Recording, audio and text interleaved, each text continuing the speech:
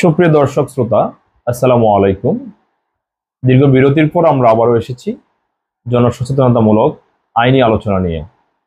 আমরা সাধারণত social media কিংবা অনলাইনে জনগণকে সচেতন করার লক্ষ্যে জনসম্পৃক্ত কিছু আইনি আলোচনা করে থাকি। আজকে আমরা একটি বিষয় নিয়ে আলোচনা করব। সে বিষয়টি হচ্ছে বিশেষ করে তরুণ সমাজের উদ্দেশ্যে।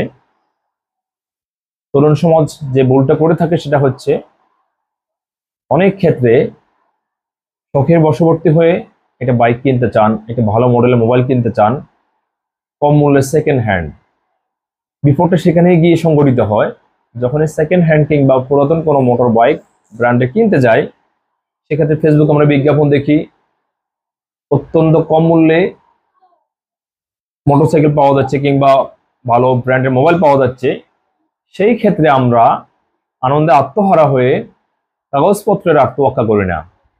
কাগজপত্রের তোয়াক্কা না করে যখন মোটরসাইকেল কিংবা এই মোবাইল ক্রয় করতে আমরা যাই, ঠিক তখনই আমরা অনাকাঙ্ক্ষিত বিপদে পড়ি। একটি উদাহরণ দিলে আপনারা বুঝতে পারবেন, প্র্যাকটিক্যালি একটা উদাহরণ। সম্প্রতি একটি মামলা আমি হ্যান্ডেল করেছি। ঢাকা পল্টন থানাধীন মিনাবাজারস্থ ফুটপাতে একজন ব্যক্তি তার মোটর বাইক রেখে মিনাবাজারে গিয়েছেন বাজার করতে। বাজার করে এসে দেখেন তার মোটর বাইকটি নেই। উক্ত ব্যক্তি থানায় গিয়ে অভিযোগ দায়ের করেন যেহেতু তার মোটর বাইক হারিয়ে গিয়েছে। সিসিটিভি ফুটেজ সংগ্রহ করে ডিবি মতিঝিল জোন চোর শনাক্ত করে এবং তাদের গ্রেপ্তার করে। গ্রেপ্তার পরবর্তী তারা পুলিশকে যে তথ্য দেয়, তারা ফেনীতে এই মোটর বাইকটি বিক্রয় করেছে এবং পুলিশকে দিয়ে তাদের সেই তথ্য মতে ফেনীর অজপাড়া গায়ে গিয়ে এক যুবককে তার স্বয়ং কক্ষে উক্ত মোটরসাইকেল সহ ধৃত করা হয়।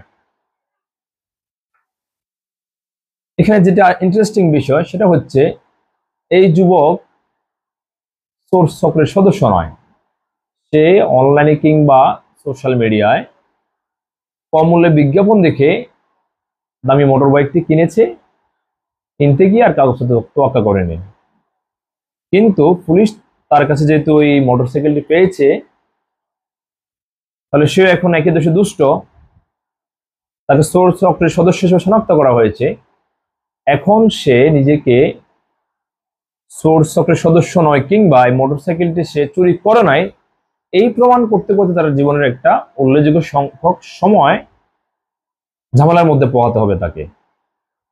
ঠিক একইভাবে একটি মোবাইল ফোন আপনি যখন কাগজপত্র তোয়াক্কা না করে ক্রয় করবেন, এই বিষয়টা আরো আরো বিপজ্জনক। প্রশাসন ইএমআই নাম্বার বা আজকে প্রযুক্তির যে উৎকর্ষ সাধন, প্রযুক্তির মারফতে খুব সহজেই এগুলো ট্রেস করা যায়। সেই ক্ষেত্রে আপনি নিজের নগদ টাকা দিয়ে পণ্য ক্রয় করে আইনি ঝামেলায় পড়বেন কিংবা জেল খাটবেন। তো আমরা এই বিষয়গুলো মাথায় রাখবো, সচেতন থাকবো। যদি কোনো পণ্য আমরা ক্রয় করতে যাই অবশ্যই কাগজপত্র যাচাই করব। কাগজপত্র যাচাই করে আমরা এই পণ্যগুলো ক্রয় করব, আদারওয়াইজ আমরা ঝামেলায় পড়বো। সবাই ভালো থাকবেন। আজকে পর্যন্ত আসসালামু আলাইকুম।